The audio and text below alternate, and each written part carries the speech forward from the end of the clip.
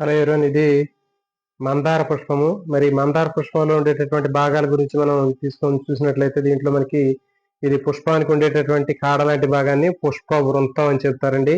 ఈ పుష్ప వృంతం పైన మనకి కనిపించేటటువంటివి కుచ్చాలు, బ్రాక్ట్ అని చెప్తారు. ఇవి చిన్న చిన్న ఆకుల్లాగా కనిపిస్తున్నాయి కదా, ఈ చిన్న చిన్న ఆకుల్లాగా ఉన్నటువంటివి బ్రాక్ట్ అని చెప్తారు. ఇవి ఉంటే పుచ్చ సహితం అంటారు, లేకపోతే పుచ్చరహిత పుష్పాలు అంటారు.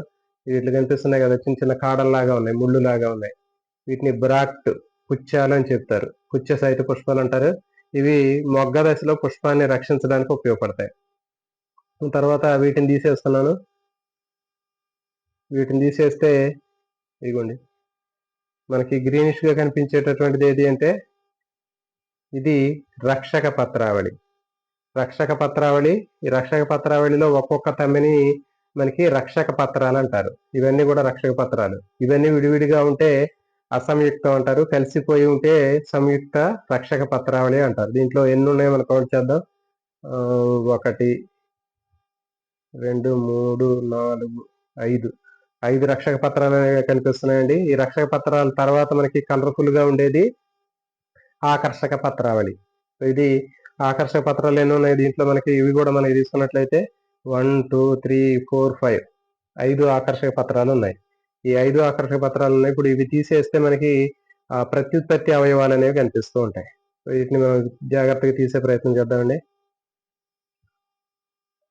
ఇక చూడండి, మనకి రక్షక పత్రాలు. రక్షక పత్రాలు అనేవి మనకి 5 రక్షక పత్రాలు ఉన్నాయి. 1 2 3 4 5 ఈ 5 రక్షక పత్రాలు కలిసి రక్షక పత్రావళి అంటారు దీన్ని. క్యాలెక్స్ ఆకర్షక పత్రావళి, దీన్ని కొరల్లా అంటారు. ఇది చూడండి, విడివిడిగా ఉన్నాయి.